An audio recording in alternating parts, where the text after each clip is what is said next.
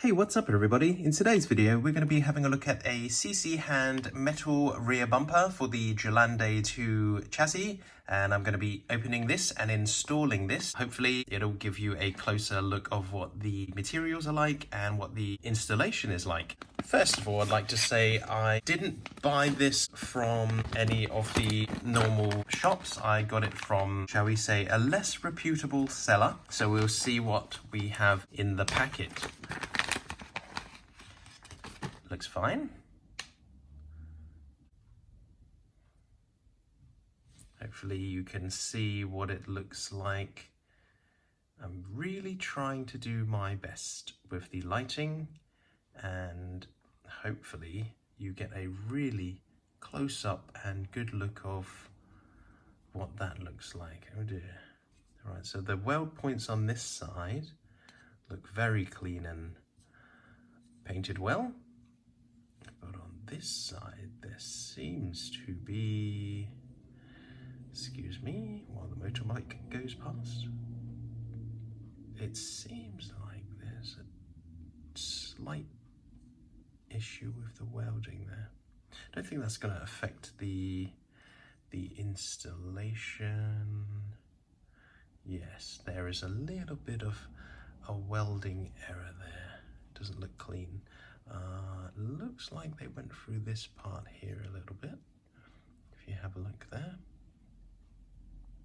But the rest of the bumper looks fantastic. Let's see what we got in the packaging. There we go. Yes, very nice. Ooh. Oh, I wonder why it says Traxxas on there. TRX4. I'm pretty sure this... No, these mounting points definitely are for the Gelande II chassis. Maybe they're generic. Maybe this is the metal plate. I believe this was a steel, they said. Now these are all the tiny little screws that mount this plate to this part here. It's like a non-slip plate that goes there, so that people, when they step on this bumper, they can reach up to reach something on the roof of their Defender, or they can climb onto the ladder. Because if you've noticed on some some Defenders, if you climb up onto the mini ladder, well, there's no way to climb up on the mini ladder. If the ladder's mounted on the side, then you have to step on the tire and physically pull yourself up. If the ladder's mounted on the rear, I'm talking about the half mini ladders, then you actually need a step that helps you climb up onto them. So that's what this bumper was kind of made to simulate, that bumper there that they have. I really like this bumper. There is one issue this bumper has, and that is on the original Gelande II bumper. As you can see, there's 3 inserts there, one there, and one there. And that's because the hard body has 3 keys that go in. It's like this. They plug in there and they slot into those little circles and they kind of hold it in place. This bumper doesn't have that, so obviously the hard body is just going to rest on top. So quite a lot of time has passed since the first couple of minutes of the video that you've seen, and I'll give you an update on what's happened. The bumper that I purchased would not install onto here. The bumper I received was probably either didn't pass quality checks or was a defective item, because one of the screw holes were misaligned, and that was because they welded it on in a misaligned position. It was slightly off center, so one of the screws could go through the bumper on here and the other screw would be about 1 millimeter too close here.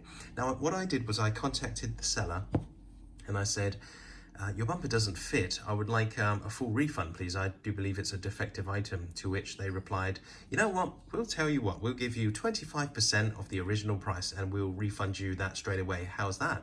And I said, no thank you, I really just want my money back, because there's nothing really I could do with this bumper because the mounting holes are really misaligned. It's a whole millimeter off, which means I can't even force it in. Unfortunately, the seller then said, can you send me some videos and some photos and we'll see what we can do.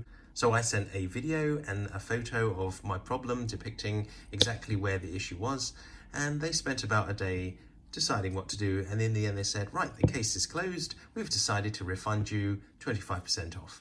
and then I was stuck with the bumper. So I have the bumper now, but I've been doing some work, and this is what I've been doing. Now, I have dremeled and grinded off the original mounting posts, and that was originally there, and this one was originally there.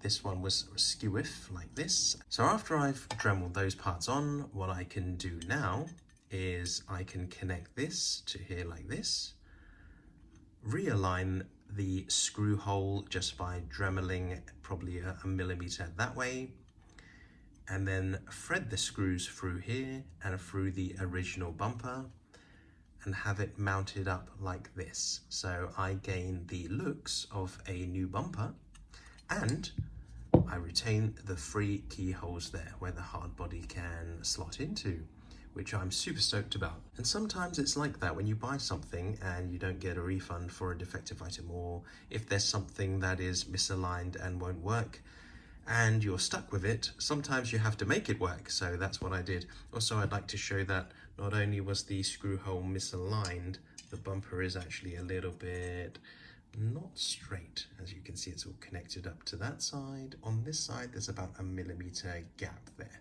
which I'm not too worried about because I could probably forcefully bend this back a tiny bit very easily. So I'll do that. I know it's hard steel, but big strong hands, I'll be able to realign that hopefully. So let's see how it goes. I'm going to reconnect it now. So it's very easy. There's only 1 screw hole in the bumper, that's there and there, as opposed to the original bumper, which has 2 there, 2 there. So I'm going to screw the 2 screws in the bottom to there like that, put the bumper on, and then have the top screws go through both bumpers, and we'll get that fantastic look with the slip plate step.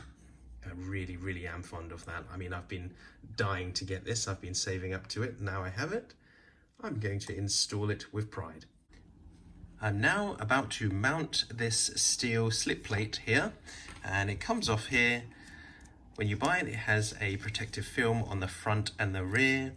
All I did was cut using my blade all the connecting points. All I did was very gently on a cutting board go like this. Each connecting point gets cut off, and once you take the protective film off, it just springs off like this. Now this is very fine and very thin, so you've got to be very careful with it, but I thought I'd let you guys see it and hear it before I install it, because I've never seen this depicted on a video before or documented anywhere. It probably has been, it's just I've never seen it. So if I record this and let you guys see how thin it is, what the material feels like, then at least it's documented somewhere and some people can see, hey, that's what it looks like, or that's what it sounds like. Okay, so it is metallic, probably a steel, very fine steel. I remember reading somewhere it was a 0.03 millimeter steel. Don't quote me on that. That's what I remember from memory. I may be correct. I may be wrong. Right, let's install this now. It just goes on the back portion of the bumper like that, and it just screws into place. Wow, it's already looking fantastic. I really like it. Just installing these screws, and just to give you kind of an idea of how big these tiny little screws are. There's my finger. That screw is tiny, but that also has to go on the tiniest nut in the world. Okay, maybe not, but pretty tiny. So I'm using a bit of blue tack to hold it on the back, and then it's gonna go there. And then I'm also going to put a little bit of purple thread lock onto each screw, just for completion's sake. And this is fun, really fun. Taking a long time, but it takes a lot of concentration and steady hands. And my hands are just really big and shaky, so this is real fun. And that was the last screw finally installed there. I used a variety of tools. I had some mini tweezers here, some bent nose micro tweezers, some blue tack, and also this is a quick tip I can give you guys. When you use your screwdriver, if you put a magnet on the end, it will actually magnetize the screw to the head and it won't fall off no matter what angle you use it. So I use that tip, and I use some of these and blue tack to hold the nut in place, and then I just went through with some thread lock and screwed it in place. So that's all installed now. Now let's put on the original bumper using the bottom 2 screws, and then use the longer screw which goes on the top and go through these holes and then through there. And there we are installed on the chassis. I'm going to show you it in a minute with the body, but just right now I want you to see just the detail of it. That's absolutely amazing. I mean, I know these have been out for a while and everyone plays with scale things and they're kind of used to it, but for me this is amazing, just how detailed it is, how much depth and dimension it adds just to something as simple as a bumper. But I'm really enjoying this. Right, let's see it with the body. This is it installed with the hard body on, and that just looks amazing, the detail you're getting. Oh my gosh, really happy about that. Okay, so that concludes this video. Hope it shed some light, or at least gave you a close-up and more detail of what this bumper looks like, what you get, what you lose, and how to install it. It was really fun doing these tiny screws. Getting them on with the thread lock was almost impossible, but that's part of the challenge, and it was really fun for me. I really had fun. Okay, so thank you very much for watching, and I hope you enjoyed the video.